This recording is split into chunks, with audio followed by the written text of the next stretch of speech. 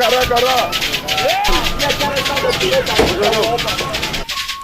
région de la Kara est une région qui aujourd'hui, avec son potentiel culturel qui a traversé les âges, l'espace et le temps, ont permis à cette région d'être très dynamique. Les Evala, c'est-à-dire les luttes et danses traditionnelles, qui sont une tradition très ancienne du peuple kabyle, sont fondamentales pour les jeunes.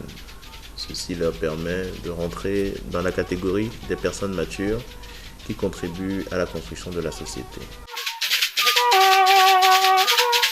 L'activité étant dense dans la région de la Kara fait drainer beaucoup de populations. Pour pouvoir rejoindre ces lieux culturels, il faudra forcément faire appel aux moyens de transport, notamment que ce soit des voitures, la consommation aussi du carburant qui va aussi avoir un impact sur les recettes des stations d'essence, les recettes au niveau des conducteurs de taxi, que ce soit des taxis motos aussi pour le déplacement dans le centre. Les taxis motos aussi vont pouvoir tirer leurs bénéfices de ces activités.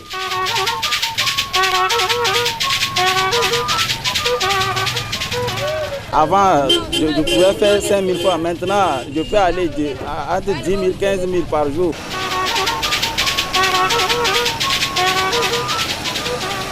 En cette période de voilà là, nous avons beaucoup d'affluence.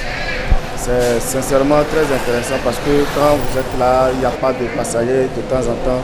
Le travail est un peu stressant. En ce moment, quitter Lomé et arriver à Kara, c'est beaucoup de difficultés. Puisque nous n'avons pas assez de bus, il faut d'abord réserver au moins 3, 4, 5 jours d'avance pour pouvoir trouver la place. Quitter de Kara pour aller à Lomé en ce moment-ci, ce n'est pas trop. Il faut attendre la fin des événements aussi pour avoir le sens inverse de ce qui s'est passé à Lomé.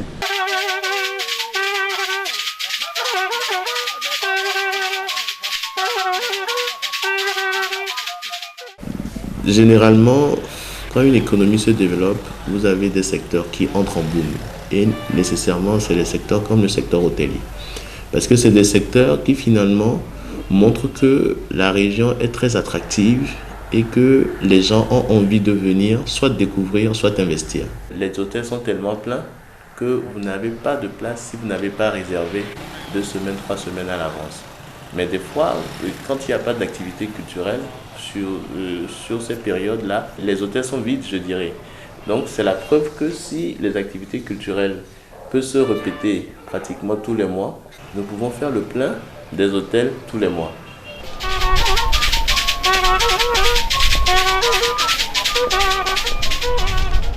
Tout le monde arrive à faire au moins 80% des recettes, ce qui n'est pas le cas au cours des autres mois écoulés ou qui vont suivre après. Les Evala, tout le monde en gagne. Même les petits auberges dans les coins, même reculés dans les villages, ils arrivent quand même à trouver leur part. Il n'y a pas une fête traditionnelle ou culturelle qui arrive à nous faire beaucoup de clients. Actuellement, nous sommes pleins, nous n'avons même plus de chambres. Nous prions que nos hôtes soient satisfaits. Nous sommes en train de réfléchir, de plaidoyer pour qu'on envahisse un peu l'hôtel Kara.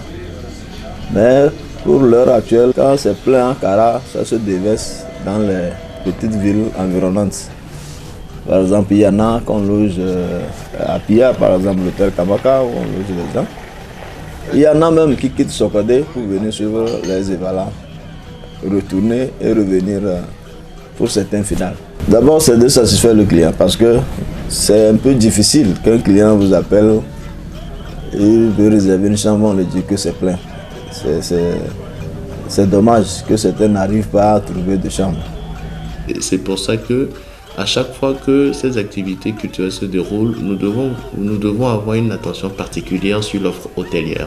Comme le Togo va continuer de faire des efforts assez importants pour drainer la croissance et surtout pour maximiser les activités économiques dans les régions grâce à la décentralisation, nous devons déjà nous préparer à ce besoin qui va être exprimé de manière très importante sur les hôtels.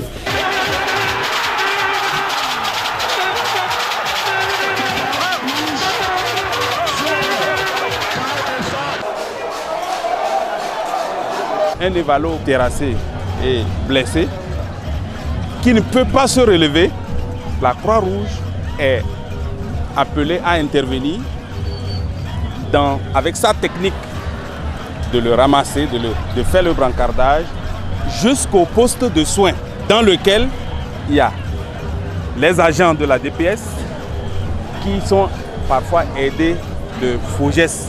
Il y a les sapeurs-pompiers qui travaillent ensemble avec la Croix-Rouge.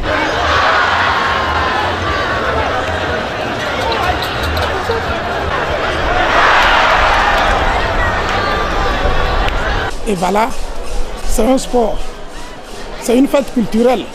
Il y a des risques. Les risques, c'est des traumatismes.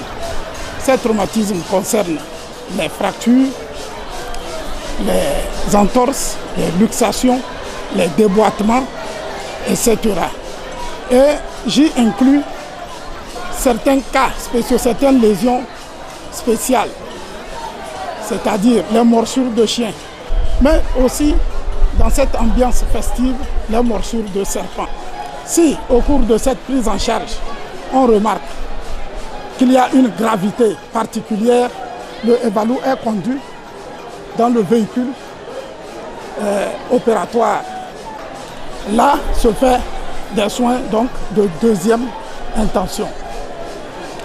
Et si ces soins de deuxième intention s'intéressent surtout à des cas de plaies ouvertes avec hémorragie. Donc, urgence d'effectuer des sutures pour régler l'hémorragie. Et si, à ce deuxième niveau de soins, nous remarquons qu'il y a une gravité particulière, il est référé dans les centres pour la prise en charge de troisième niveau. Le secteur de la santé est un secteur stratégique pour l'économie nationale. Autour des EVALA, d'ailleurs, se développe déjà un dispositif sanitaire très important et qui a salué. Nous sommes une économie très jeune et ces jeunes lutteurs doivent avoir les meilleures conditions sanitaires possibles pour pouvoir être efficaces dans les activités économiques, que ce soit dans l'agriculture, que ce soit dans l'industrie, que ce soit dans le commerce ou autres activités. Donc la santé étant un secteur qui prend soin des populations est une activité génératrice de revenus à part entière.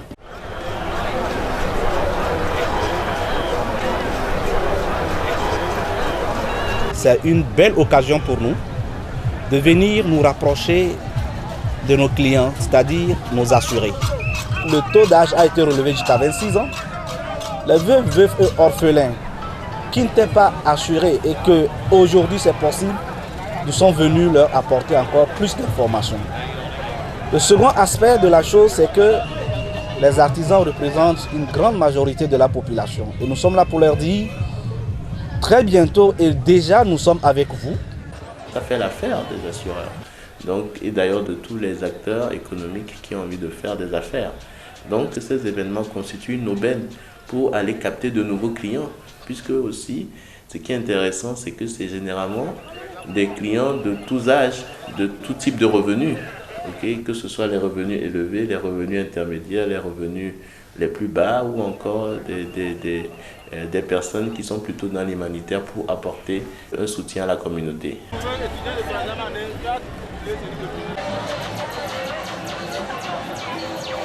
Lorsque nous venons dans les EVALA pour la promotion de la santé des jeunes, nous cherchons les lieux où on peut trouver les jeunes pour leur parler. Évidemment, les arènes des EVALA, c'est les jeunes. Les jeunes luttent, les jeunes crient, forment des orchestres ou même des chorales improvisées pour tourner autour des EVALA. Il y a les jeunes Akwema qui apparaissent, il y a les jeunes visiteurs, il y a les jeunes des différents villages qui viennent supporter. Et donc tous se retrouvant là-bas, on va dans les arènes pour mieux trouver la cible que nous cherchons. Et en dehors des arènes d'ailleurs, les soirs, nous allons dans les coins chauds, notamment les bars et les coins qui s'animent très bien, où on peut retrouver les jeunes qui sont là pour s'éclater, parce qu'après les luttes le soir, il n'y a pas grand-chose, les jeunes préfèrent aller s'amuser. Et donc il faut aussi les prendre là-bas pour leur donner le message de la santé, le message du préservatif et le message des grossesses non désirées. Alors, et sur le plan social, il faut rappeler que les EVALA ou les activités culturelles constituent une opportunité pour sensibiliser sur les questions sociales les plus importantes. Nous avons une floraison de personnes et c'est vrai, il y a les éducateurs, les pères éducateurs qui sensibilisent, mais il y a aussi la famille. Parce que la famille reste un élément très important pour apporter des solutions aux problèmes de société. Ça peut être un vecteur de règlement de problèmes sociaux.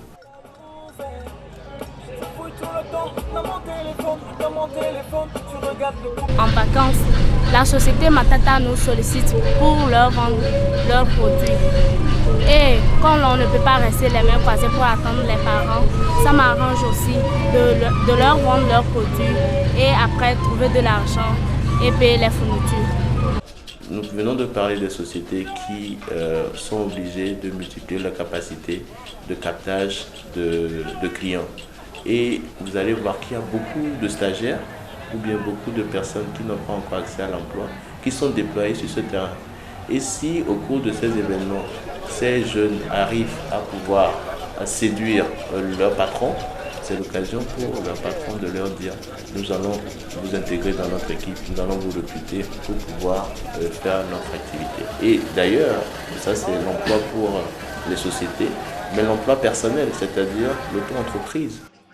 Je vends les produits de la brasserie, accompagnés des brochettes de viande de bœuf, de la viande du porc, des saucisses et acments. Spécialement pour cette période d'EVALA, j'ai quitté Lomé pour venir faire ce business.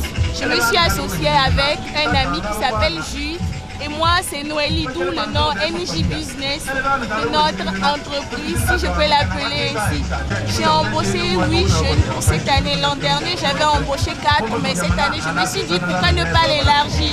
Du coup, j'ai fait 2 stands et donc j'ai embauché 8 jeunes pour m'aider dans mon business. Certaines personnes, certains jeunes qui n'ont jamais eu accès à un aussi grand marché, aujourd'hui, sur leurs produits, au cours de ces événements, ils peuvent aller sur le terrain, non seulement valider leurs produits, mais avoir un chiffre d'affaires plus important et qui derrière aussi vont recruter d'autres jeunes pour les accompagner à pouvoir satisfaire le public qui est présent sur les activités culturelles. NASCO a décidé d'accompagner et de soutenir les lutteurs de la COSA et également pour faire connaître aussi les prix des articles de ces différents produits qu'ils vendent. NASCO est basé dans le domaine de l'électroménager. Nous avons les téléviseurs, les climatiseurs, les congélateurs et bref, tout ce qui concerne l'électroménager.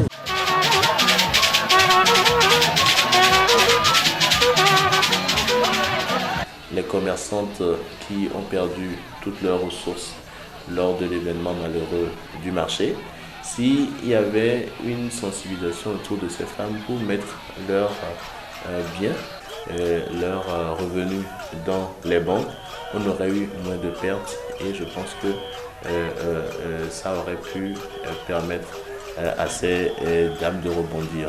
Donc je pense que ces événements culturels aussi, c'est une occasion de sensibilisation d'abord pour les personnes qui viennent, mais aussi de recrutement, d'ouverture de comptes bancaires, de nouvelles personnes qui peuvent avoir accès aux banques, mais aussi de communiquer sur les projets de l'État, notamment les projets de l'inclusion financière.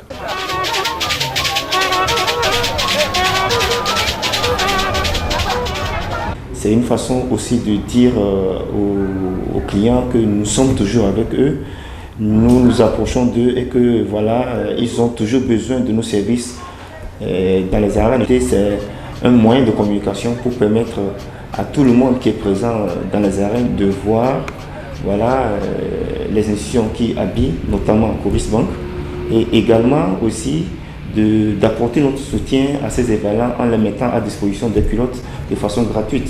Déjà, un objectif de visibilité pour la vente, mais également aussi pour le jeune lutteur qui peut-être n'a pas les moyens de s'acheter une culotte et qui sait les dépenses et les charges que nos parents salariés au niveau des événements ont dépensé.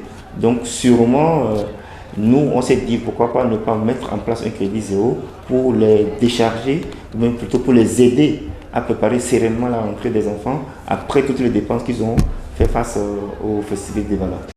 C'est vraiment l'occasion, au cours de ces activités culturelles, de faire en sorte que les banques, les microfinances, d'ailleurs même des systèmes de financement décentralisés, que ce soit les tontines, puissent prospérer parce que le public cible est là et la sensibilisation peut permettre notamment de faire en sorte que les banques puissent être dans de meilleures dispositions pour accompagner l'économie nationale.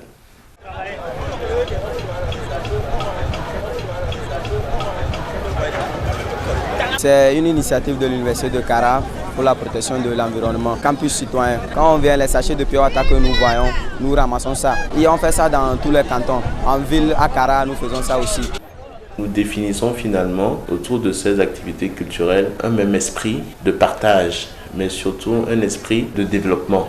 En se disant, ce n'est pas moi qui lutte, mais ma contribution peut-être pour les lutteurs, c'est de peut-être aménager la cour. Si ces actions se prennent dans plusieurs cantons, nous allons avoir une dynamique territoriale, d'aménagement territorial assez intéressante, où l'État ne sera plus forcément le seul à tout faire, mais les activités culturelles font en sorte que les personnes qui sont parties de la localité ou bien qui travaillent à Lomé ou qui travaillent à l'extérieur contribuent au développement de leur milieu d'origine.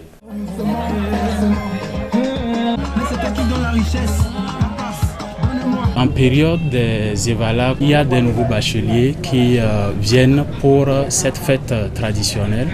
Et donc l'Université de Kara a voulu saisir l'occasion pour parler de ces offres de formation à tous ceux qui viennent, pas seulement les nouveaux bacheliers, mais également ceux qui viennent aussi parce qu'ils ont pris leur congé. Cela vient à point nommé parce que l'université a 3 grandes missions selon la lettre de mission que le ministre de l'Enseignement supérieur a adressée au président des 2 universités, qui sont entre autres l'enseignement, la formation et les services à la communauté. Donc c'est sur le volet formation justement que nous sommes là pour parler de ces offres de formation à la population. L'éducation reste pour moi le nerf de la guerre d'ailleurs de toute croissance voulue. C'est-à-dire que plus nous aurons des personnes éduquées, plus la présence de ces universités vont se renforcer au niveau des activités culturelles, mieux ces activités se porteront et mieux nous pourrons définir l'avenir avec plus de sérénité. Attention, la diaspora qui va essayer de communiquer. Attention, le 200 numéro 15. Pour l'information des gagnants, on est avec le 225. Qu'est-ce qu'il va faire avec son pied gauche magique? On a perdu la finale. Bon, ce n'est pas qu'ils nous ont trop dominés.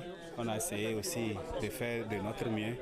Mais seulement que bon, ils ont eu la chance sur nous. Comme nous sommes en fête aussi, bon, ça aide à tout le monde.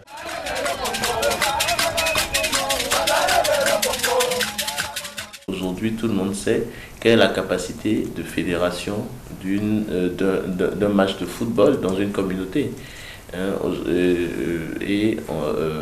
Autour de ces activités culturelles, c'est que vous pouvez rassembler pratiquement des jeunes ou bien des populations de plusieurs localités sur un même site et qui arrivent à adopter des comportements qui permettent à la nation d'avoir une économie prospère, une économie émergente. Nous savons que les Evala regroupent beaucoup de publics cibles, donc c'est une fois encore l'occasion pour nous d'être plus proches de la population et de renforcer le climat de partenariat, de renforcer le climat de confiance qu'il y a entre eux et nous, et puis leur apporter les changements, les nouvelles dispositions contenues notamment dans le Code général des impôts et dans le Code des douanes. Parce que c'est grâce aux recettes fiscales que nous arrivons à réaliser des investissements publics. Et aujourd'hui, il faudra qu'autour de ces événements culturels qui constituent l'identité même des Togolais, que ces structures s'expriment pour d'abord sensibiliser les populations, dans le sens où cette sensibilisation permet finalement de démystifier les impôts. Parce qu'aujourd'hui, il est important de dire que les sociétés qui sont présentes sur place doivent payer les impôts pour continuer d'avoir les infrastructures nécessaires au développement de leur activité, mais aussi les citoyens lambda qui aujourd'hui participent au développement du pays en exerçant leur devoir fiscal. Nous sommes une société de prestation de services dans le domaine social. Nous fournissons de l'eau et comme tout le monde le sait, l'eau c'est la vie.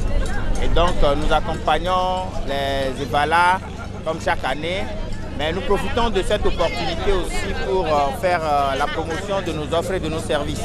En termes d'offres et de services, l'offre phare de ces EVALA 2019, c'est le paiement numérique, le paiement des factures d'eau à travers Flouz, Timoni et l'application EcoBank. Il faudra que la TDE soit présente pour continuer de travailler sur comment elle pourra disponibiliser l'eau autour de ces cantons, mais en s'appuyant sur une identité assez importante qui est les EVALA, parce que c'est les EVALA qui sont l'élément fédérateur. Nous parlons aussi de besoins énergétiques, mais il y a aussi du gaspillage énergétique. Si je prends un fonctionnaire peut-être ou un étudiant ou un ménage qui est sur la place des EVALA, c'est le lieu de lui dire, mais si vous n'utilisez pas l'énergie dans la journée, ce n'est pas la peine de laisser les lumières allumées, ce n'est pas la peine de faire du gaspillage énergétique en faisant des activités qui consomment beaucoup d'énergie. Vous pouvez avoir des comportements énergétiques qui permettent de disponibiliser de l'énergie pour d'autres localités.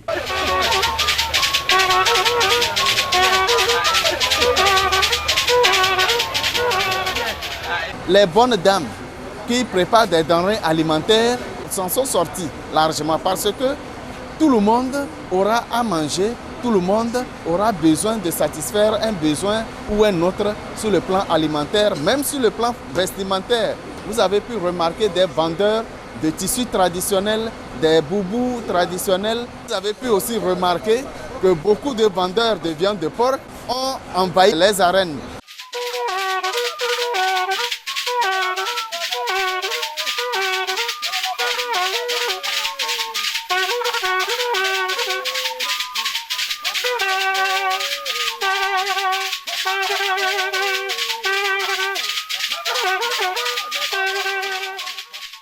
Par rapport à ces constats, il ressort que la culture est un axe important pour pouvoir construire une nation solide et prospère. Et sous plusieurs cieux, notamment dans les pays occidentaux. Et plus récemment, l'exemple de la Chine, qui est un exemple spectaculaire. Il a été démontré à suffisance que la culture a été très déterminante pour son émergence. En définitive, la culture togolaise porte des valeurs assez importantes pour le développement économique et la cohésion sociale. À travers notamment le plan national de développement 2018-2022, le Togo a finalement su bien positionner ses ambitions de sorte à mettre en place une industrie culturelle qui rayonne dans toute l'Afrique et dans le monde entier.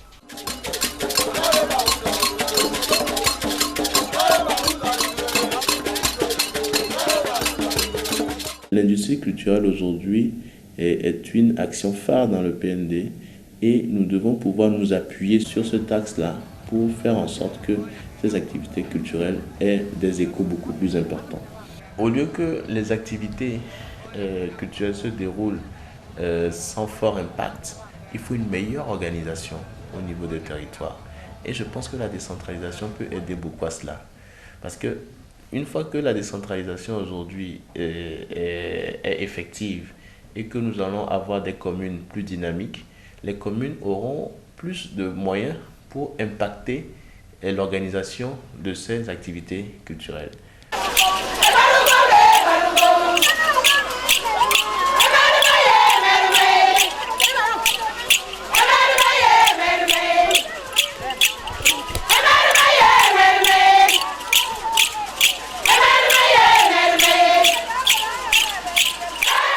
La culture est un vecteur de valeur surtout pour l'économie, notamment sur les facteurs liés au travail et aussi sur les facteurs liés à la prise d'initiative. La croissance aujourd'hui que nous recherchons pour notre pays, c'est une croissance endogène. Donc ça veut dire que nous devons au maximum consommer nos propres produits. C'est-à-dire que nous devons sortir de cette extraversion réelle de notre société qui finalement fait que nous apprécions plus les richesses étrangères que nos propres richesses. Et je pense que les richesses aujourd'hui en interne ont démontré suffisamment leur capacité à porter l'économie de notre pays.